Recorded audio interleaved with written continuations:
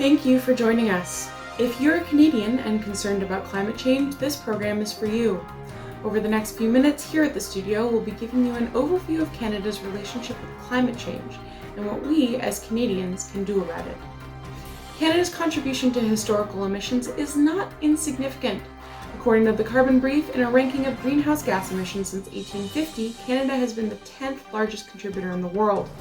Per capita, however, Canada is the worst emitter in history. What's at fault for Canada's massive carbon footprint? Oil production. Canadian oil has one of the highest carbon footprints per barrel in the world, coming in third worst in a peer-reviewed study of 50 countries. Despite an express lack of consent from First Nations hereditary chiefs, Canada has several oil and gas pipelines currently under construction. Activists say projects like these stand in the way of Canada hitting its emissions goals, as we plan to produce far more oil than is possible under the current targets. We'll hear from a series of experts on the subject, starting with Bailey on the impacts of climate change in Canada. Thank you, Petra, and now we'll move on to some effects that climate change has had in Canada. The rising climate in Canada has had many negative effects on our natural habitat, including problems related to air pollution, forest fires, and a warming Arctic. Air pollution is linked to an estimated 14,000 premature Canadian deaths every year. Additionally, 86% of Canadians live in areas where air pollution exceeds WHO guidelines. Rising temperatures are expected to increase the frequency, intensity, and extent of forest fires across Canada.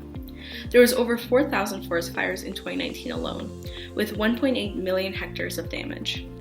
The Canadian Arctic has been experiencing a rise in temperatures since the 1970s, with an increase of 2.3 degrees Celsius.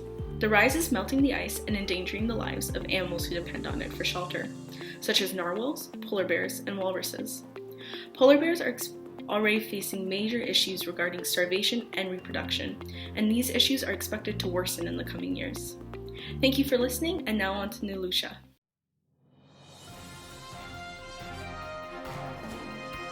Many of these physical phenomena will have very differential impacts on different individuals and groups, depending on their identity factor. For example, their age, their gender, their ethnicity, their disability. What's more is that many physical negative impacts of climate change will ripple into different social, economic, and mental health spheres of our society. Most Canadians are not accustomed to living and working in extremely elevated temperatures due to the cold nature of Canada. Heat stress and fatigue can reduce alertness, which can then lead to more injury on the job or at the workplace. Also, more flooding can cause contaminants like E. coli and Salmonella to wash onto our crops. The ailments caused by climate change will actually cost the healthcare system a lot of money. Over to you, Eurus. Thanks, Nanusha. Next, climate change is bound to have significant impacts on Indigenous people. Rising sea levels in Canada have led to desalination of fresh water, which affects food security and traditional medicines. Furthermore, severe droughts and heavy rains have an impact on how plants grow and where. Impacts such as these will have repercussions on sacred sites and ceremonies, which are site-specific and rely on certain resources. Wildfires and floods, among other extreme events triggered by climate change, will cause an influx of climate change refugees in Canada. Most climate refugees are internally displaced, which means they will move from their current locations, but not outside the borders of their countries. Many people will move towards cities. For example, the wildfires caused by many people in DC to flee their home and move elsewhere in Canada. Thank you for that informative section. Now, I'd like to bring some light to the current Canadian solutions that are taking part through policy changes. The first bill, C-12, and the Net Zero by 2050 Accountability Act. This bill is defined as the country's first comprehensive climate governance system. However, despite it being praised as an accountability act that is first of its kind in climate legislature, the Canadian government is notorious in meeting all its climate targets. The Net Zero by 2050 solution has, in recent months, been opposed as it is not ambitious and nearly comprehensive enough to begin addressing climate disasters. As many regions in the world are already beginning to feel the effects of climate disaster, this Accountability Act currently does not comprehensively investigate the roles of fossil fuel companies in contributing to climate disaster, nor does it address accountability measures to achieve a just transition. The next proposed bill is Bill C-230, the act to representing the development of a national strategy to redress environmental racism. As many are aware, legislation alone can prove meaningless without adequate accountability and enforcement.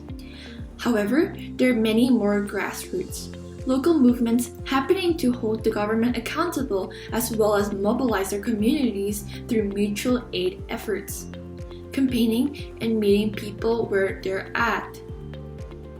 Thank you for listening, and now I'll pass it on to Tanisha. COP26, a circus with a purpose. The purpose?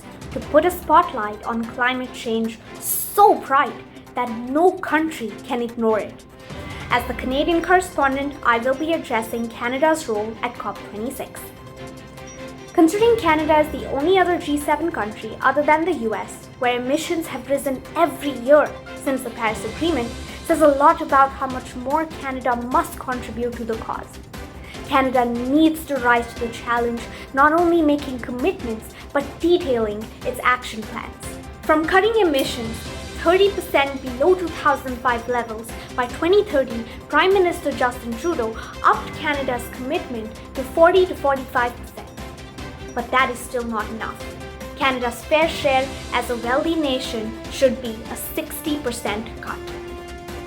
On the other hand, Canada has accepted an invitation from COP26 President Alok Sharma to co-lead the process of getting other countries to deliver on the $100 billion climate finance goal.